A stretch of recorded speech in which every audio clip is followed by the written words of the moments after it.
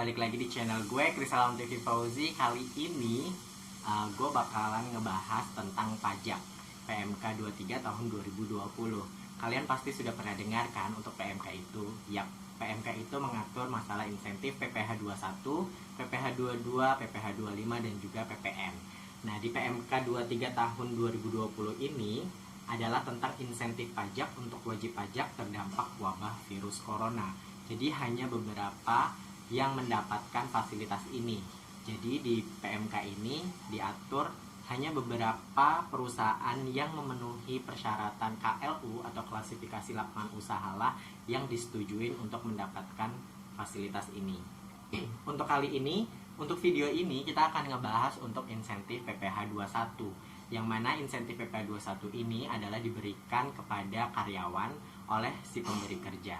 Jadi pemerintah memberikan bantuan kepada karyawan, pemerintah memberikan bantuan kepada masyarakat, spesialnya kepada karyawan melalui pemberi kerja, yaitu perusahaan.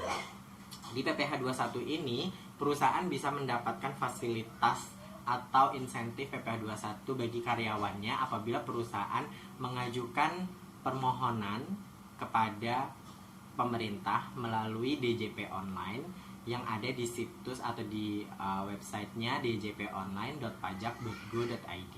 Oke, langsung saja untuk PPh 21 ini, syarat untuk perusahaan mendapatkan insentif PPh 21 untuk karyawannya adalah yang pertama, perusahaan ini harus termasuk ke dalam KLU atau klasifikasi lapangan usaha yang ditentukan oleh pemerintah, yang mana di dalam PMK 23 tahun 2020 ini ada sekitar kurang lebih 440 KLU atau klasifikasi lapangan usaha yang mendapatkan fasilitas tersebut. Dan atau syarat kedua yaitu merupakan perusahaan KIT. Nah, jadi perusahaan itu ditetapkan sebagai perusahaan KIT, maksud saya seperti itu. Bagi perusahaan yang memenuhi persyaratan tersebut, terus kemudian mereka mendaftarkan untuk mendapatkan fasilitas PPh 21 untuk karyawannya, maka dia langsung saja masuk ke laman websitenya djponline.pajak.go.id. Kemudian persyaratan untuk karyawan yang mendapatkan insentif PPh 21 yang pertama, yang pasti perusahaan itu sudah mendapatkan izin terlebih dahulu. Kemudian bagi karyawannya dia harus sudah memiliki NPWP. Kalau misalkan tidak memiliki NPWP, maka karyawan tersebut tidak berhak untuk mendapatkan fasilitas PPh 21. Terus kemudian yang kedua, karyawan ini memiliki penghasilan kurang dari 200 juta selama 1 tahun. Jika perusahaan dan juga karyawan ini memenuhi persyaratan yang sudah ditentukan oleh pemerintah, maka berhak untuk mendapatkan fasilitas insentif PPh 21.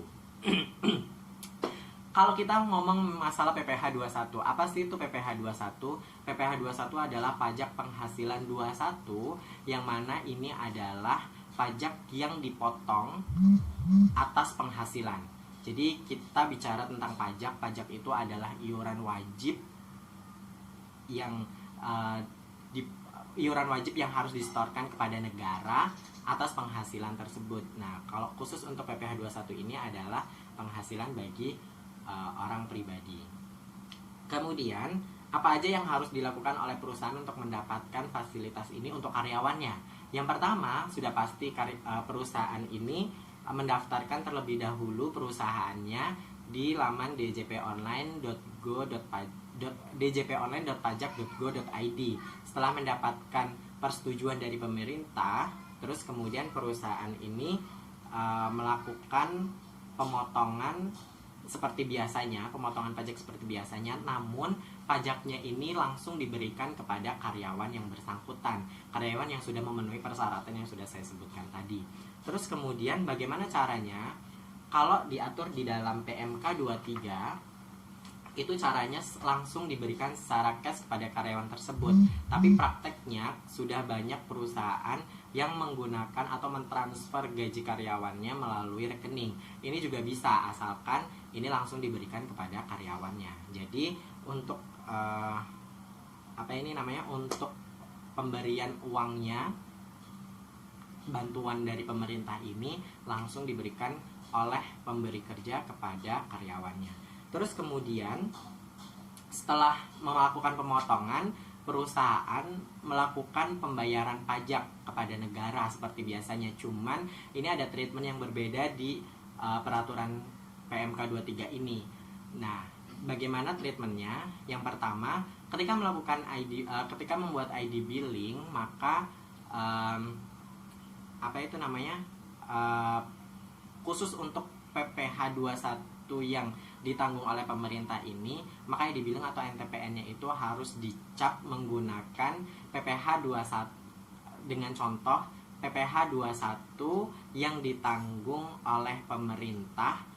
Contohnya PMK 23/2020 PPh 21 yang ditanggung oleh pemerintah. Maka ID billing itu atau NTPN itu harus dibubuhi cap seperti itu.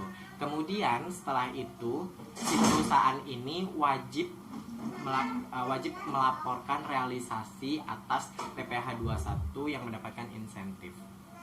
Nah, di PMK 23 ini diatur untuk pelaporannya itu dilaporkan untuk masa April, dilaporkan di masa untuk masa April sampai dengan Juni 2020, dilaporkan paling lambat tanggal 20 Juli tahun 2020. Untuk masa Juli sampai September 2020 itu dilakukan paling lambat tanggal 20 Oktober tahun 2020. Dan juga dilampirkan ID billing atau NTPN yang sudah dibubuhkan PPh 21 ditanggung oleh pemerintah. Nah, untuk insentif PPh 21 ini di dalam PMK 23 tahun 2020 itu berlaku untuk masa April sampai dengan masa September tahun 2020.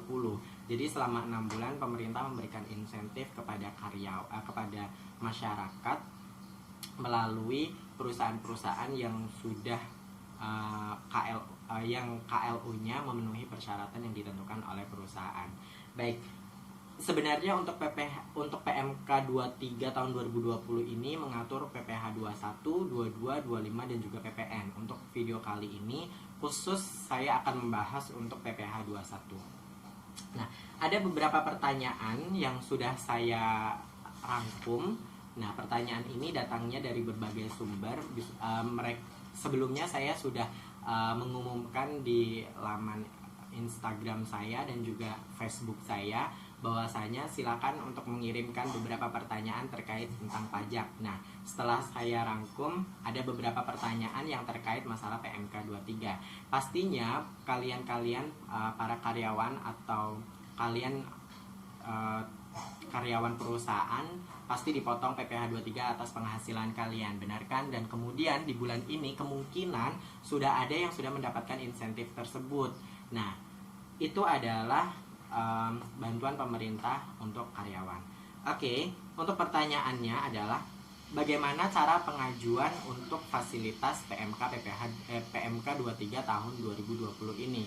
Seperti yang sudah saya sebutkan, kalian tinggal masuk ke website resminya DJP, kalian masuk ke djponline.pajak.go.id. Kemudian nanti di situ bagi perusahaan kalian memasukkan NPWP, terus kemudian password, terus kemudian di situ kalian masuk saja langsung ke KSWP dan kalian mulai mendaftarkan untuk mendapatkan insentif tersebut. Nah, di situ ada insentif 21, 22, 25 dan juga kalau untuk PPN bisa langsung mengajukan. Terus kemudian pertanyaan berikutnya, apabila sudah mengajukan permohonan fasilitas dan mendapatkan notifikasi, berarti apakah sudah dapat diberikan insentif tersebut kepada karyawan? Iya, kalau misalkan perusahaan itu sudah mendapatkan persetujuan dari pemerintah, sudah mendaftar di laman tersebut, terus kemudian mendapatkan persetujuan oleh pemerintah, maka berhak untuk memberikan insentif tersebut kepada karyawan, dan karyawan berhak untuk mendapatkan insentif tersebut. Pertanyaan berikutnya, apabila sudah mengajukan insentif PPh 21 dan sudah disetujui, apakah perusahaan boleh membatalkan dan tidak menggunakan fasilitas tersebut? Kalau menurut saya, ini adalah fasilitas. Jadi, fasilitas itu boleh diambil, boleh juga tidak diambil. Jadi, kalau misalkan perusahaan itu mau mengambil, silahkan. Kalau misalkan tidak, itu juga tidak masalah. Nah, bagaimana bagi perusahaan yang sudah diperbolehkan untuk menggunakan insentif PPh 21 ini terus tapi kemudian dia membatalkannya. Mungkin manajemennya berpikir lagi dan tidak mengambil untuk fasilitas ini. Kalian mungkin bisa langsung tanyakan kepada AR-nya, karena kalau menurut saya ini adalah opsional, boleh digunakan, boleh tidak. Terus kemudian, apakah PPh 21 yang selama ini ditanggung perusahaan juga insentifnya diberikan kepada karyawan atau untuk perusahaan? Iya, jika perusahaan kalian sudah mendapatkan persetujuan itu, maka walaupun ini pajaknya ditanggung oleh perusahaan, maka pajak yang sudah dipotong atau ditanggung oleh perusahaan itu harus diberikan kepada karyawan tersebut. Karena di dalam ayat 2 pasal 4 itu berbunyi bahwasanya PPh pasal 21 ditanggung pemerintah sebagaimana dimaksud pada ayat 2 harus dibayarkan secara tunai oleh pemberi kerja pada saat pembayaran penghasilan kepada pegawai, termasuk dalam hal pemberi kerja memberikan tunjangan PPh pasal 21 atau menanggung PPh pasal 21 kepada pegawai. Jadi tetap saja diberikan kepada karyawannya. Terus kemudian ada pertanyaan lagi, kalau misalkan dari dua syarat tersebut kita hanya ada satu syarat. Contoh misalkan kita di KLU-nya kita termasuk klasifikasi lapangan usaha yang diizinkan oleh pemerintah mendapatkan insentif PPh 21 ini, dan kita bukan perusahaan kita, apakah kita boleh mengajukannya? Boleh saja, karena di persyaratan itu adalah dan atau, jadi boleh salah satu atau boleh keduanya, atau mungkin tidak terdapat di KLU tersebut tapi kalian adalah perusahaan kita, maka kalian juga bisa mendapatkannya. Terus apakah pendaftaran ini hanya melalui online di laman DJP saja atau harus mengirimkan permohonan secara tertulis? Untuk permohonan ini semuanya serba online karena terkait kebijakan pemerintah untuk melakukan apapun itu di rumah saja, maka DJP juga melakukan hal yang sama, yaitu semuanya dilakukan secara online, tidak ada yang dilakukan bertatap muka secara langsung, termasuk pelaporan pajak yang lainnya. Terus kemudian apakah pengajuannya dilakukan di KSWP apakah melakukan pendaftaran di KSWP itu setiap bulan untuk mendapatkan insentif? Tidak.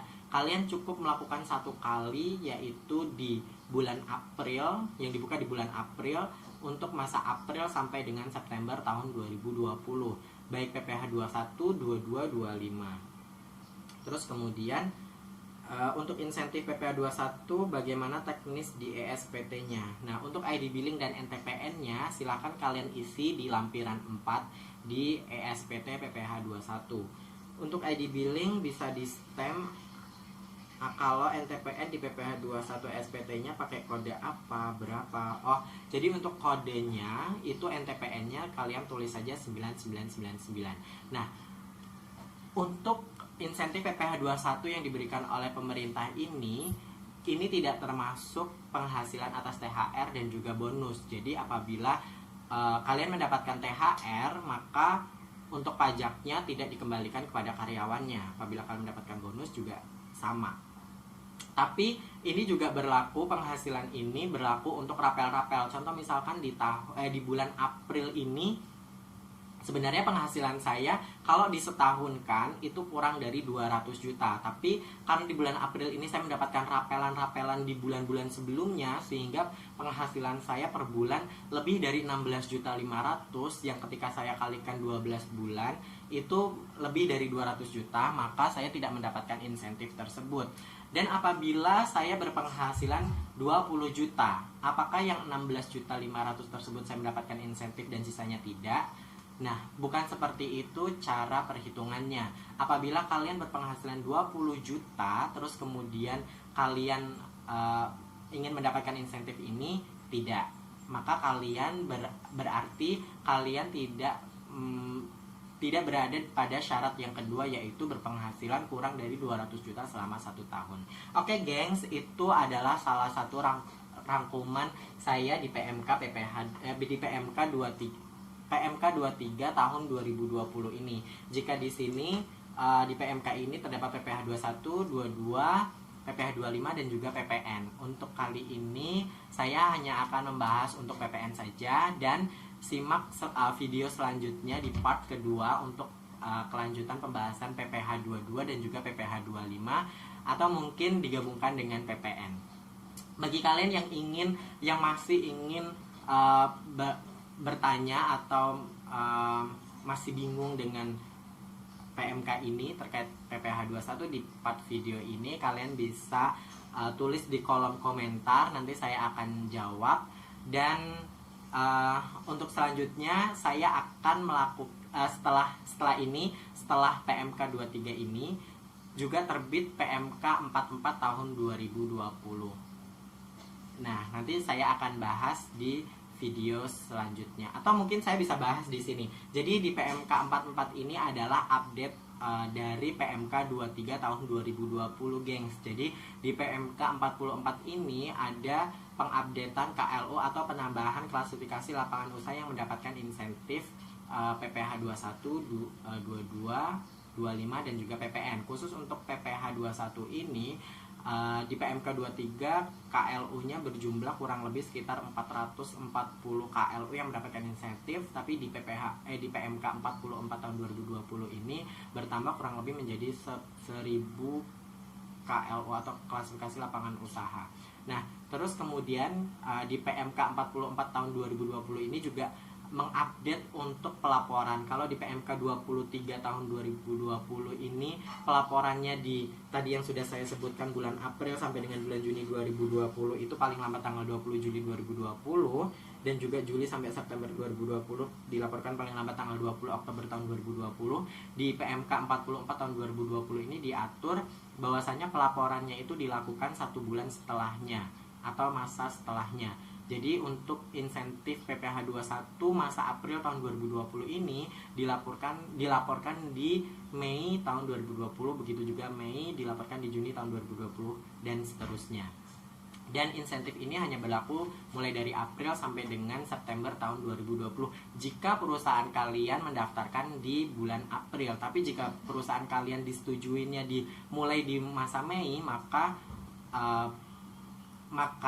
insentif ini dimulai di masa Mei, di mana perusahaan kalian disetujui oleh pemerintah. Oke, gengs, jangan lupa bagi kalian yang baru gabung di channel YouTube saya, jangan lupa untuk subscribe channel Krisalam TV Fauzi. Semoga ini bisa bermanfaat.